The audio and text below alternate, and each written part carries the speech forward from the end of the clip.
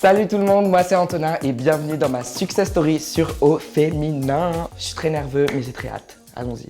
Donc moi c'est Antonin, j'ai 21 ans et je suis youtubeur, instagrammeur, voilà, je suis sur les réseaux en gros. Sur YouTube, j'ai bientôt 800 000 abonnés. Allez vous abonner, indirect. Sur Instagram, je crois que j'ai un peu plus de 430 000 et sur Twitter, plus ou moins 200 000. J'ai commencé les réseaux sociaux en 2013, donc ça va faire bientôt 5 ans. Donc en gros, quand je me suis lancé sur les réseaux sociaux, je me suis lancé en France, sur le territoire français alors que j'habitais en Espagne. J'ai vécu 12 ans en Espagne, donc la majorité de ma vie et toute mon enfance, préadolescence, adolescence. Je me suis dit, il faut absolument que je me reconnecte un peu avec mon pays quand même parce que toute ma famille est française. J'ai décidé de créer un compte sur Twitter où je racontais ma vie, où je me faisais des amis, on faisait des Skype, des trucs comme ça. Et petit à petit, le compte Twitter, il a eu de plus en plus d'abonnés, genre 10 000 abonnés. Et je me suis dit, bon, j'adore aussi la vidéo, pourquoi pas me lancer sur YouTube?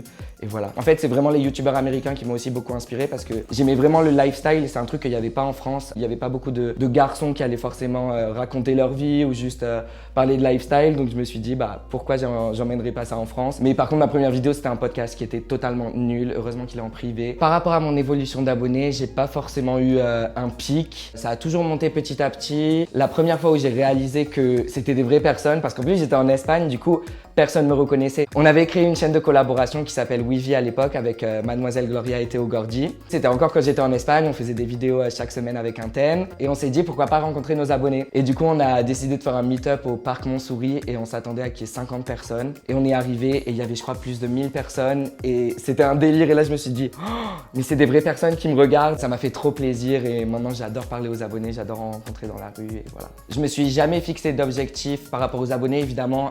Ça fait toujours plaisir quand t'atteins un petit palier, quand t'atteins les 100 abonnés, les 1000 abonnés, les 10 000. J'essaie de pas trop me fixer sur les statistiques. À un moment, je me suis un peu perdu dans ça où je regardais les vues et je me suis rendu compte que c'est pas l'état d'esprit à avoir et que ça m'éloignait du goût que je prends à faire des vidéos et ça m'éloignait en fait de l'aspect passion.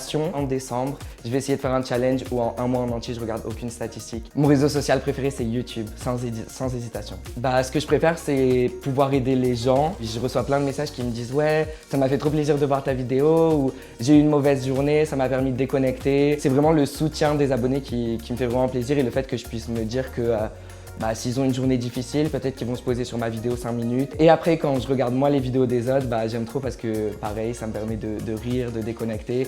Et aussi, il y a énormément de conseils sur YouTube, donc à chaque fois que j'ai besoin d'un truc...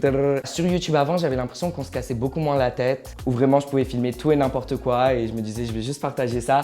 Alors que maintenant, j'essaie plus de penser à est-ce que ça va plaire, est-ce que ça va pas plaire. Donc j'ai une grosse passion pour les États-Unis parce que je suis né aux États-Unis, du coup, pendant toute ma vie. Je voulais absolument y retourner, je voulais absolument aller vivre là-bas un jour et apprendre la langue parfaitement. Ce qui me passionne des États-Unis, c'est vraiment, je trouve, l'état d'esprit. C'est vrai qu'aux États-Unis, j'ai l'impression que les gens ils sont beaucoup plus ouverts d'esprit. Il va y avoir plus de positivité. Récemment, j'ai sorti un nouveau type de vidéo qui s'appelle Amour, gloire et excès. L'idée, elle m'est juste venue quand je suis parti au Mexique. J'ai fait un vlog. À la fin de ce vlog, je me suis dit, je peux vraiment le monter comme si c'était un peu un épisode d'une série. Et du coup, pour marquer le coup, j'ai écrit épisode. Et les gens, ils me demandaient, est-ce qu'il y aura un épisode 2? Est-ce qu'il y aura un épisode 3? Et moi, j'avais pas du tout prévu. Après, j'ai fait épisode 2, anniversaire, épisode 3. En soi, j'ai déjà pensé à faire de l'acting. Je pense que je pourrais facilement jouer le rôle d'autres personnes, mais c'est juste que, je sais pas, physiquement, j'ai l'impression que je peux pas prétendre à être acteur, du coup, voilà. Par rapport à ma vie privée, quand j'ai commencé, c'était parfait parce que du coup, j'étais en Espagne et je parlais français. Et YouTube, c'était vraiment un univers, mais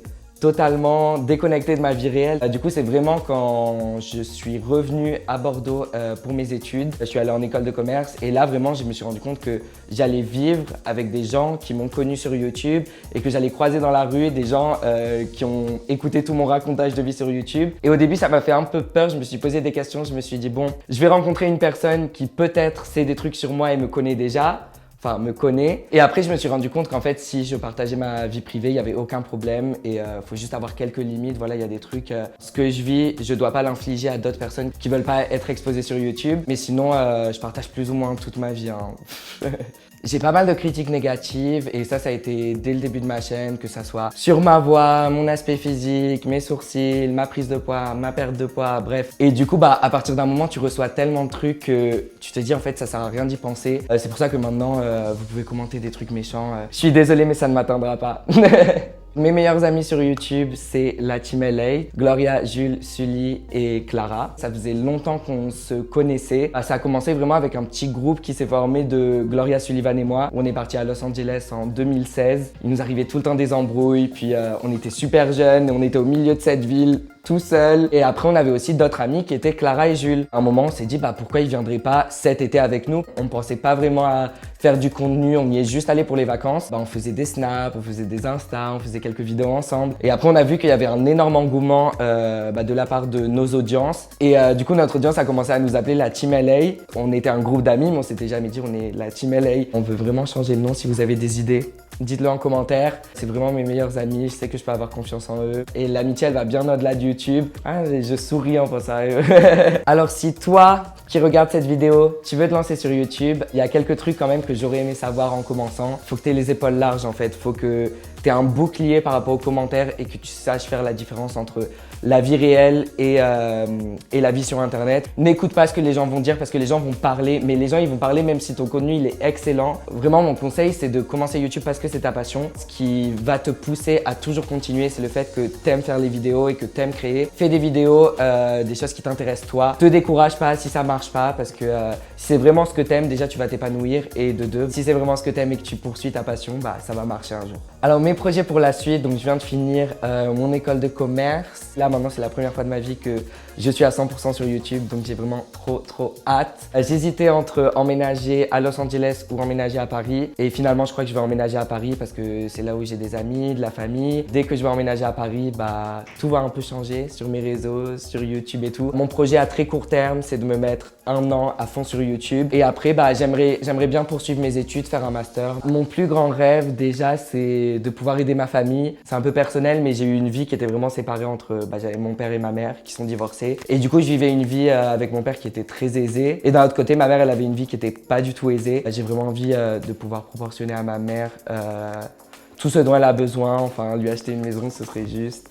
Enfin, mon rêve, je vais continuer de travailler pour y arriver. Merci beaucoup d'avoir regardé cette vidéo, si vous l'avez regardée jusque-là. Et merci beaucoup de me suivre, pour ceux qui me suivent. En tout cas, sans vous, je ne serais pas là chez Au Féminin. Non mais allô, Au Féminin. Du coup aussi, merci à Au Féminin de m'avoir invité. Et voilà, j'espère que ça va bien chez vous. Si ça va pas, il y aura des moments meilleurs, n'oubliez pas. Si vous voulez me suivre sur mes réseaux sociaux, donc mon prénom c'est Antonin avec un H. Du coup, ma chaîne c'est mon prénom. Mon Instagram, c'est mon prénom. Mon Twitter, c'est mon prénom. Donc, Antonin, A-N-T-H-O-N-I-N. Voilà. Souriez à la vie et je vous dis à très bientôt. Bye!